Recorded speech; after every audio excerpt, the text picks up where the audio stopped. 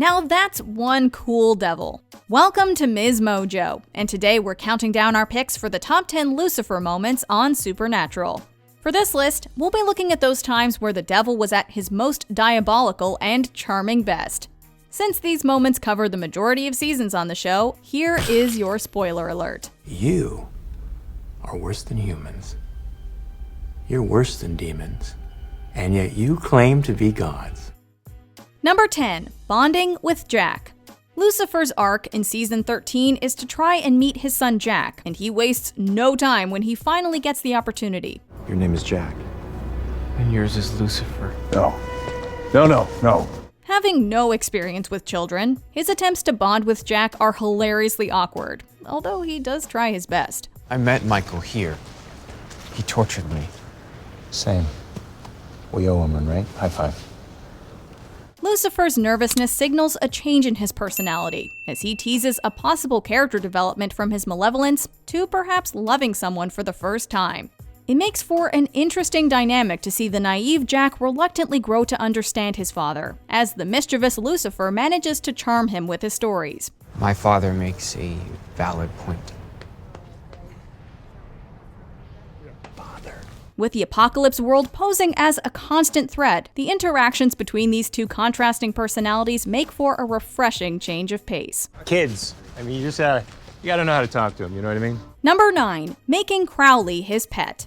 A show of power for a jokester like Lucifer can only be bad news for his opponents, as Crowley learns firsthand. There's no way to talk to your master. Lucifer. It's a good doggy. After taking possession of Castiel and killing Crowley's mother Rowena for good measure, Lucifer places Crowley in his possession to extract information. You're scared of your master. It's a good doggy. To feed his ego over his superior position, he has Crowley dress up in ridiculous clothing and sealed in a kennel. Wanting more subservience, he forces Crowley to behave like a dog to prove that he really is his master, even petting him like an animal. Although undignifying Crowley to this level is shameless, it proves Lucifer's strategic mind, as he makes a mockery of the King of Hell to keep the rest of the demons in line. You're a clever little doggy. Number 8. Resurrecting Sam and forcing to take him to Jack. Supernatural villains thrive on dark humor, and Lucifer brings it best in this blackmailing, showing off his skills in the art of manipulation. After Sam is brutalized and killed by vampires in the apocalypse world, it appears as if he's gone for good. However, a confused Sam is brought back to life, only to meet the devil himself.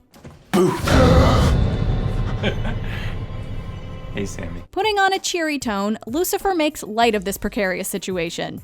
Soon, he turns the creepiness on by reminding Sam that he ate angels to become empowered. And then I came across a handful of Michael's angels, and I ate them. Although Sam tries to defy him, Lucifer reveals he can easily let the vampires finish feasting on him if he wants. Helpless, Sam has no option but to cave into Lucifer's demands to take him to Jack. I didn't want him flooding in here and eating you again.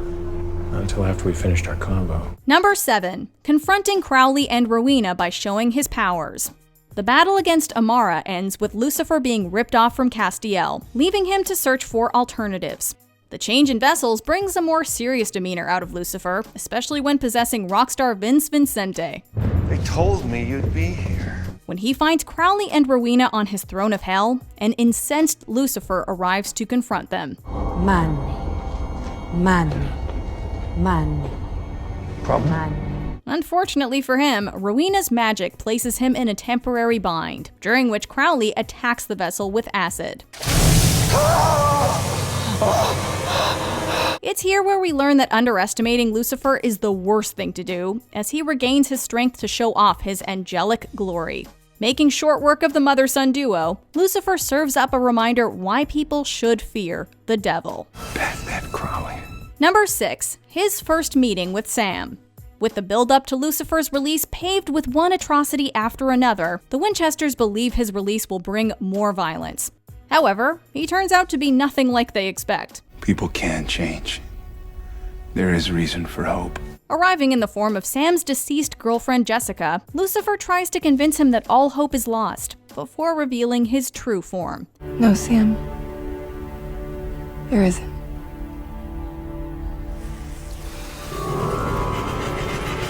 Despite Sam's defiance, Lucifer never raises his voice and promises his complete honesty. Lucifer. You are a hard one to find, Sam. Although this is another thinly veiled manipulation, Lucifer does speak the truth, as he sympathizes with Sam's reluctance to be his true vessel. This calm and understanding Lucifer is more intimidating than the violent perception of him, as Sam finds it impossible to argue. It also makes one question if the devil really might not be so bad after all. My heart breaks for you. The weight on your shoulders. Number 5. Possessing Sam and beating down Dean. With no other option to end the apocalypse than to seal Lucifer back, Sam gives his consent to be used as a vessel. Unfortunately, his plan of keeping Lucifer trapped within him fails, although the latter initially pretends to be Sam just to mock Dean. I'm gonna rip you apart from the inside out. Do you understand me? Such anger. Young Skywalker. From here, his devilish pride becomes much more apparent as Lucifer boasts about his victory.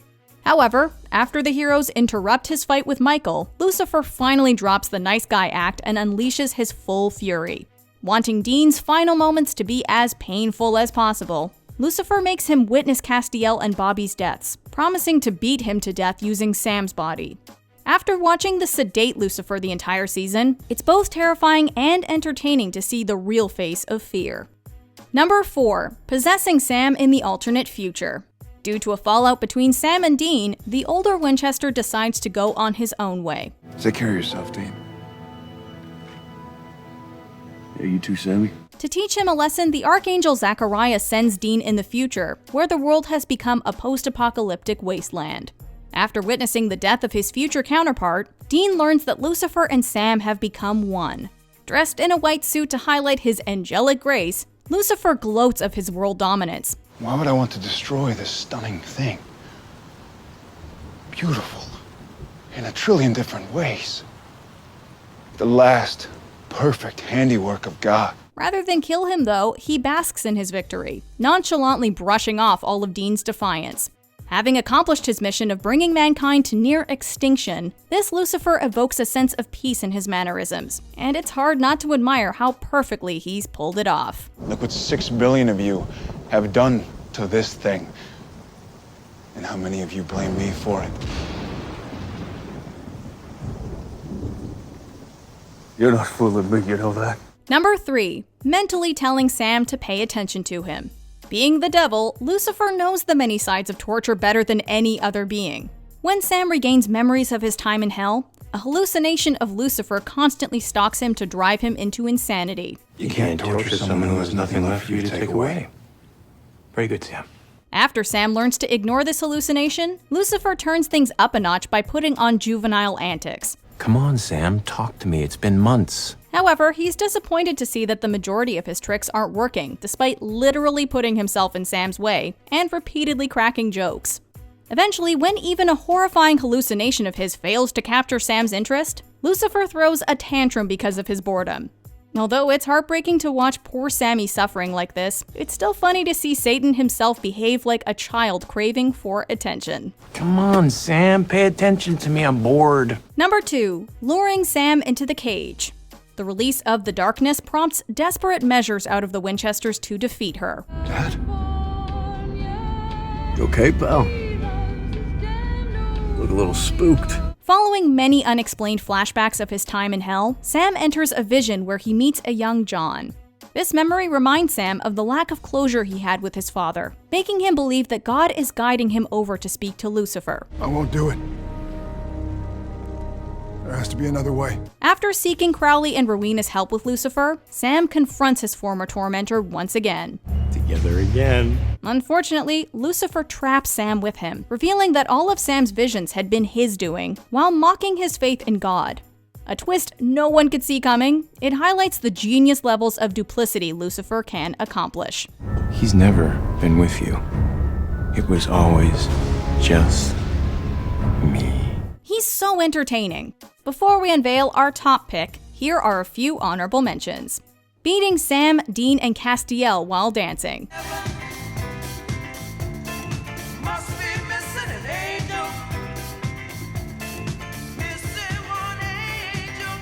Getting his powers back and killing Crowley's vessel. 8-ball corner pocket.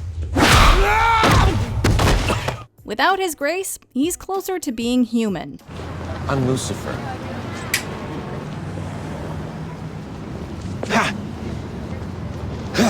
Saving Castiel from angels. This isn't gonna be one of those make my day moments, is it? Okay. Bye-bye. Creating Jack. Was there something else? Wow. So amazing. It's almost like I've never done that before. Before we continue, be sure to subscribe to our channel and ring the bell to get notified about our latest videos. You have the option to be notified for occasional videos or all of them. If you're on your phone, make sure you go into your settings and switch on notifications. Number 1. Possessing Nick. The very first corporeal appearance by Lucifer in the series sets the stage for his characterization. You're dreaming, Nick.